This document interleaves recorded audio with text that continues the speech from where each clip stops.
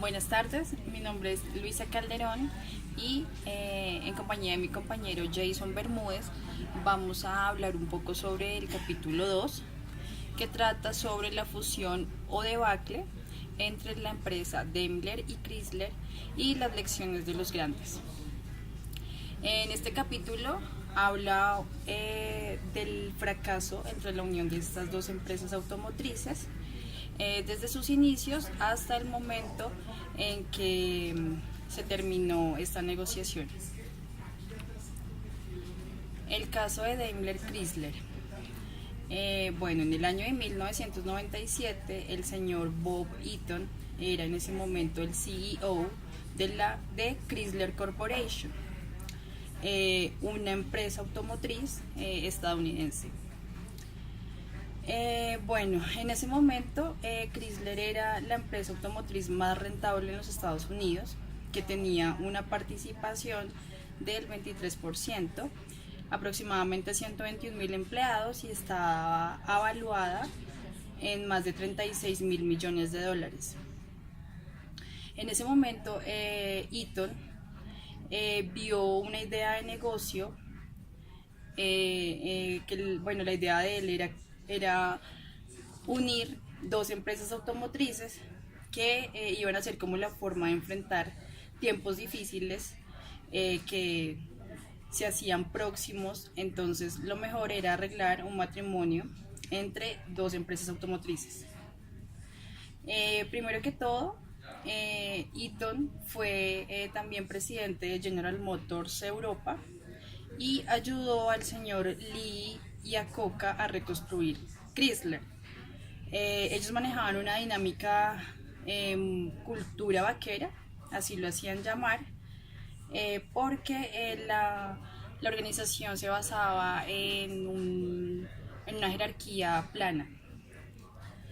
Por esa misma época, el señor Jürgen Schremp era el CEO de la empresa Daimler-Benz Corporation y él, digamos que vio la necesidad de contar con una presencia rentable en el mercado estadounidense. En ese momento, Mercedes era el jugador dominante en el nicho de mercado de automóviles de lujo, pero solo tenía el 1% en el mercado estadounidense. Así que vio la opción de fusionarse con Chrysler para poder superar los obstáculos a los que se enfrentaba su empresa. Bueno, en ese momento la fusión se hizo aproximadamente en el año 1998 y muchas de las personas, empresas, periódicos decían que era el pacto del siglo y que prometía alcanzar las metas que se habían propuesto las dos compañías.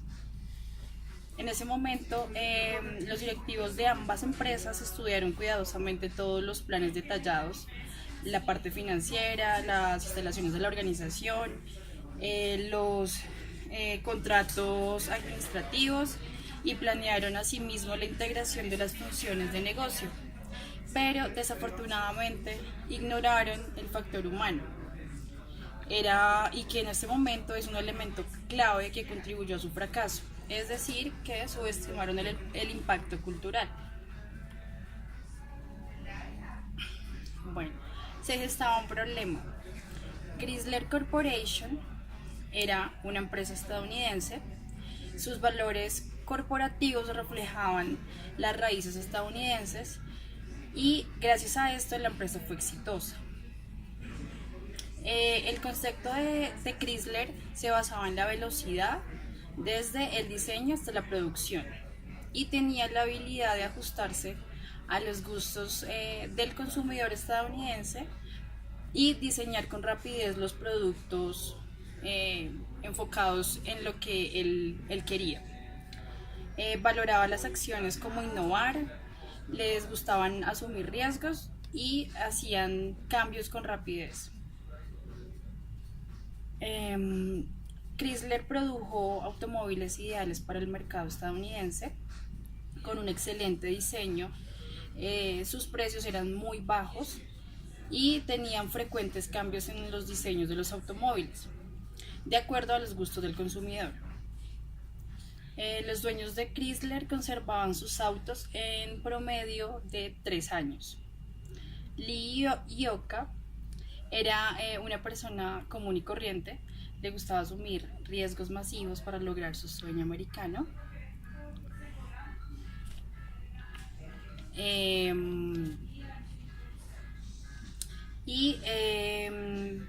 gustaba, era el concepto que tenía Chrysler era asumir riesgos, y digamos que esta fue la cultura que siempre se mantuvo a nivel interno de la empresa.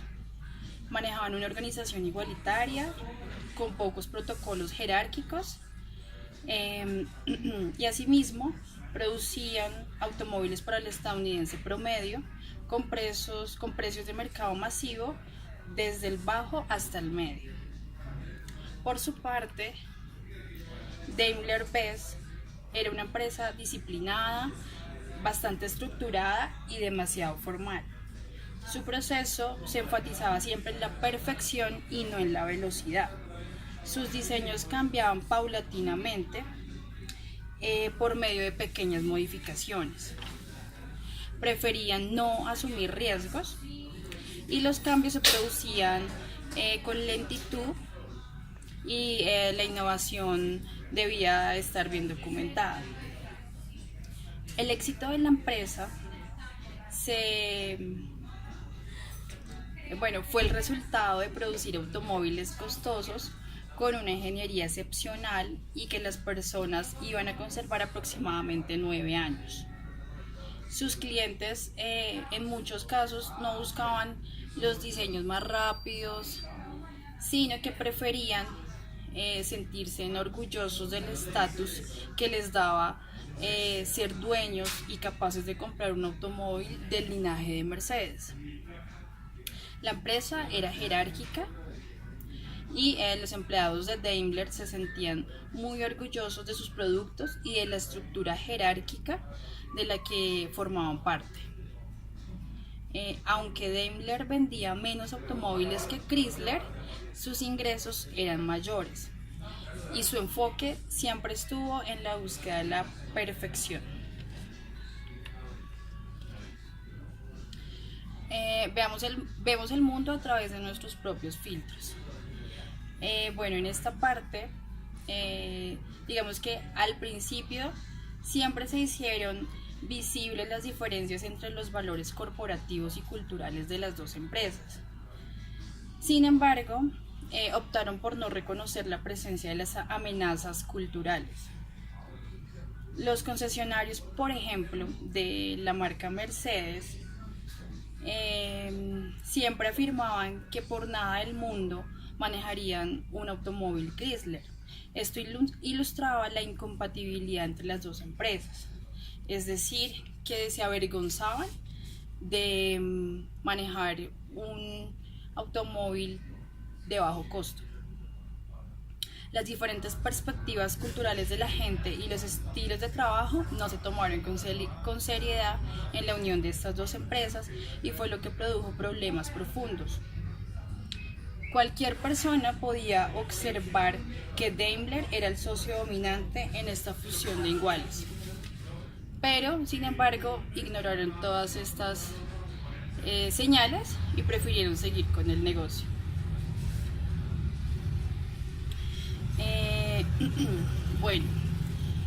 La empresa en el momento de la fusión se llamó Daimler Chrysler y no Chrysler Daimler, como a nivel alfabético debía ser.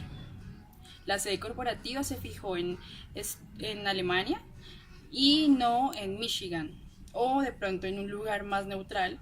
En su momento se consideró Ámsterdam, pero decidieron tener su sede corporativa en Alemania. Se designó a Trump como el CEO de la empresa, y el cargo del señor Eaton fue como vicepresidente, pero con limitación de contrato a 3 años. Incluso en los 13 asientos del consejo se pudo ver la diferencia, ya que 8 de los 5 puestos fueron a favor de Daimler. Los empleados de Chrysler, con salarios más altos pero pertenecientes a la empresa, tenían que viajar muchas veces en clase turista a las juntas en Alemania, mientras que los empleados alemanes viajaban en primera clase, lo que reflejaba el prestigio de su empresa y limitaba bastante a los empleados de Chrysler. Las dos compañías no solo hacían automóviles diferentes, realmente lo hacían de manera distinta, hasta la forma de vestir, de tomar decisiones, de trabajar juntos y hasta de comportarse en las oficinas. Chrysler era una organización relativamente plana y en cambio los trabajadores de Daimler siempre portaban traje y corbata, y sus empleados en cambio en Chrysler vestían atuendos bastante informales. Así que después de todos estos inconvenientes culturales que tuvieron, la empresa tenía programada enseñar a los alemanes cuestiones como la acción afirmativa estadounidense, sus políticas contra la discriminación y el acoso sexual. Asimismo, querían capacitar a los estadounidenses sobre la etiqueta alemana en la mesa. Propusieron bastantes capacitaciones sobre concientización cultural, pero todas estas propuestas al final fueron rechazadas. El problema empeora. Podemos observar que se hicieron visibles todas las actitudes culturales, y en su momento el señor Schrem quiso darle un poco de independencia a Chrysler. Sin embargo, después de un año, la tercera parte de todos los altos directivos de Chrysler decidieron abandonar la organización. Los ejecutivos fueron innovadores y habían elevado a la empresa automotriz hasta la cima en el año 1990 aproximadamente, pero comenzaron a sentirse un tanto debilitados y esto ocasionó su partida hacia otras empresas automotrices. Los gerentes de Chrysler percibían la cultura dominante de Daimler y sintieron que era el momento de marcharse. Por su parte, el señor Bob Eaton anunció su intención de retirarse en 3 años. El éxito de Chrysler se basó en una cultura vaquera que permitía a los empleados lograr resultados de forma rápida y autónoma. Los gerentes tenían el poder de tomar decisiones, asimismo les daban la opción de que tomaran riesgos y los apoyaban en esta clase de decisiones, y eran capaces de operar en un entorno relativamente plano. En cambio, el entorno Daimler, en este se percibía que la precisión era el valor extendido por toda la organización, y a raíz de todas esas diferencias culturales sufrieron un choque frontal.